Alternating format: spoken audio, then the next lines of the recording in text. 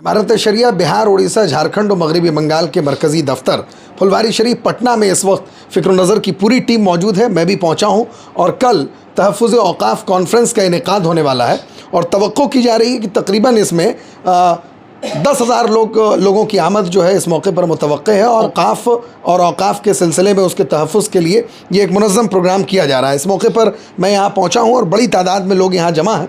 मैं आपको तैयारियों का मुख्तसर जायज़ा भी दिखाऊँगा, लेकिन आपके सामने एक ऐसी शख्सियत मौजूद है जिनको आप अच्छी तरह जानते हैं कि इमारत शरिया बिहार, उड़ीसा, झारखंड और मगरबी बंगाल के अहम ज़िम्मेदारों में से एक, इमारत शरिया के शूरा के और ट्रस्ट के मेंबर और साबिक़ रुकन पार्लियामान जनाब अशफाक करीम साहब हमारे साथ मौजूद हैं। सर, फ़िक्र नज़र में मैं आपका सबसे पहले इस्तकबाल करता हूँ। शुक्रिया, बहुत शुक्रिया।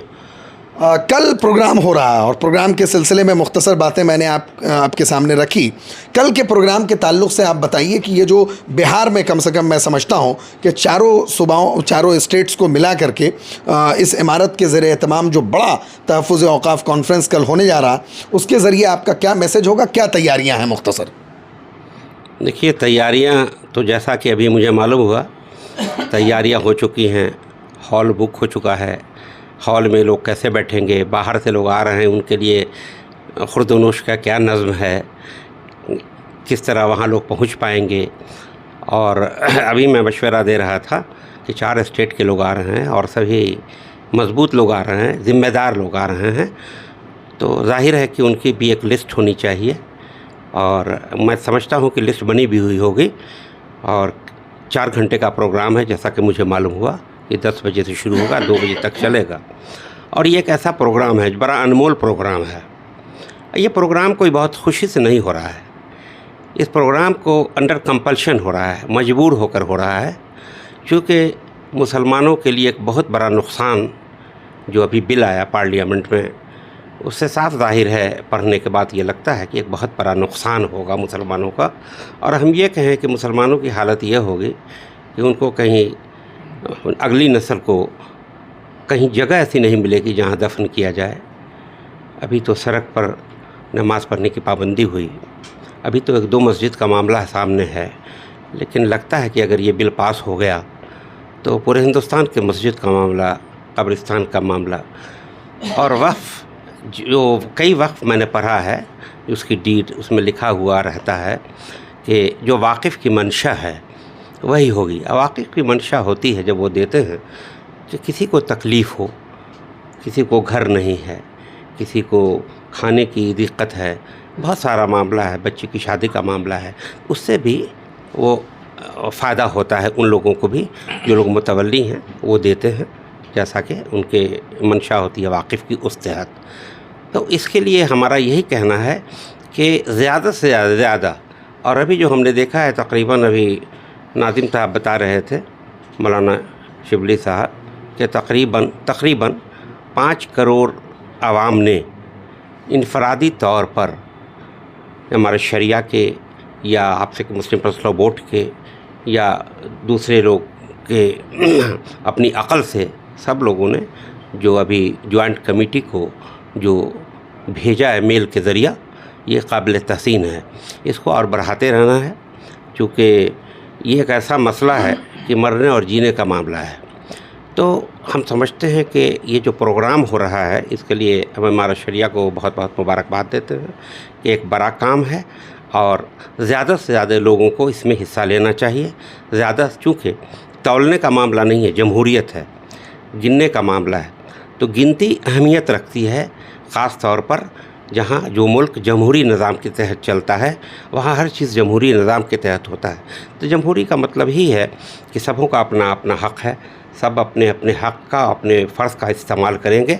ज़्यादा से ज़्यादा लोग आएँ और हमारे शरिया की बातों पर जो गुफ्तगू होगी, जो रेज़ोल्यूशन होगा, उस पर लब्बैक कहें, ताकि ये मैसेज जा सके जॉइंट कमीशन को, जॉइंट कमेटी को, और उसके बाद ये इस तरह का हो कि ये फ़ैसला लेना पड़े गवर्नमेंट ऑफ इंडिया को, मरकज़ी हुकूमत को, कि वो बिल को वापस ले एक चीज़ सर इसमें यह है कि जैसे मरकज़ी हुकूमत ने इस बिल को मुतारफ़ कराया, उसके बाद हिज़्ब इख्तिलाफ़ के शदीद एहतजाज और मजबूत आर्गूमेंट देने के बाद ये मामला जॉइंट पार्लिमानी कमेटी को चला गया।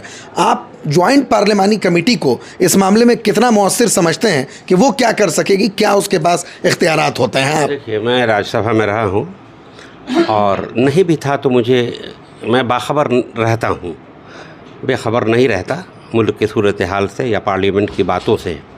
देखिए, पहले कई बिल इस तरह के आए, आज से 15 साल 20 साल पहले, 10-12 साल पहले कई बिल ऐसे आए पार्लियामेंट में जो ज्वाइंट कमेटी में चला गया और 6-6 महीना साल भर वहाँ पड़ा रहा। कोई उसकी जल्दी नहीं थी करने की, लेकिन आज जल्दीबाजी में यह कदम उठाया जा रहा है और मैंने देखा है कि जल्दीबाजी में ही जो चीज़ कदम उठाए जाते हैं तो वो मंशा सही नहीं होती है। तो मंशा सही नहीं है, लेकिन हम दुआ करते हैं अल्लाह ताला से, और सारे जब इतने इंसानों की आवाज़ें जाएंगी, बातें होंगी, तो मैं समझता हूँ कि सरकार पीछे हटेगी, अपना कदम पीछे उठाएगी। हम यही उम्मीद करते हैं और हमारी गुजारिश है हुकूमत मरकज़ी हुकूमत से कि वो इस बिल को वापस ले ले तो बेहतर है।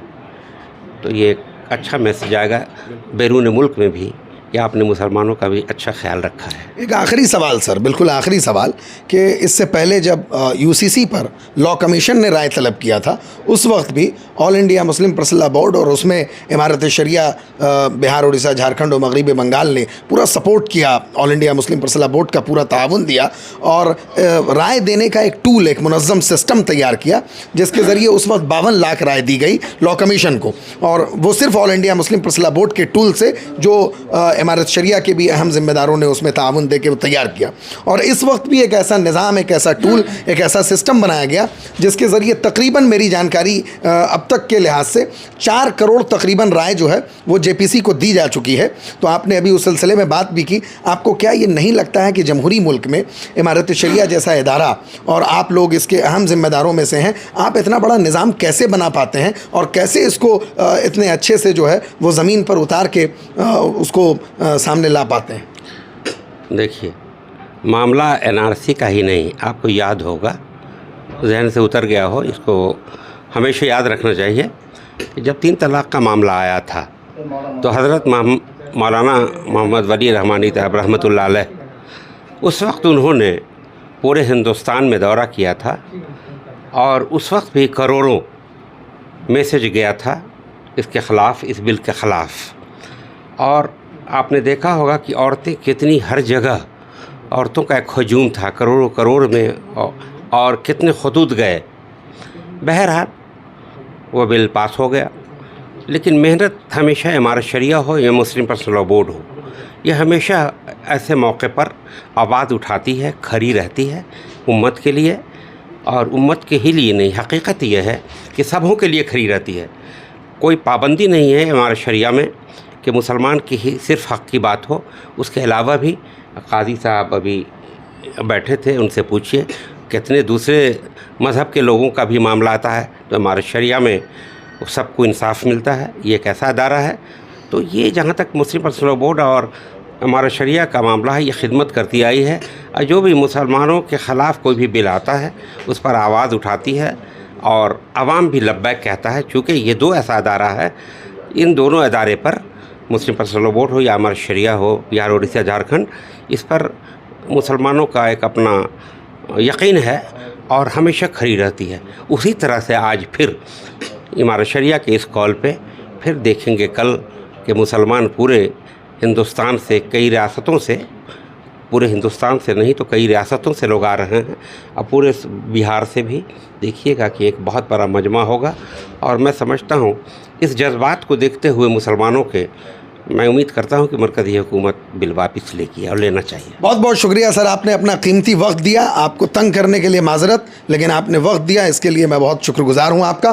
तो इस वक्त आप देख रहे थे जनाब अशफाक करीम साहब को, जिन्होंने इंतहाई सहल अंदाज में और सुलझे हुए अंदाज में कल इमारत शरिया के तहत जो प्रोग्राम होने वाला है उसकी भी पूरी जानकारी दी, और मुख्तसर इन्होंने बैकग्राउंड भी रखा कि इमारत शरिया बिहार, उड़ीसा, झारखंड और मगरबी बंगाल के ज़रिए तमाम अभी जो अमीर शरीयत हैं हज़रत मौलाना अहमद वली फैसल रहमानी दामत बरकातुम, उनकी क़यादत में जो काम हो रहा है उनको इन्होंने खूबसूरती से पेश किया। कैमरामैन मोहम्मद इफ्तिखार और दिलशाद के साथ फजल रहमान रहमानी, इमारत शरिया बिहार, उड़ीसा, झारखंड और मगरबी बंगाल।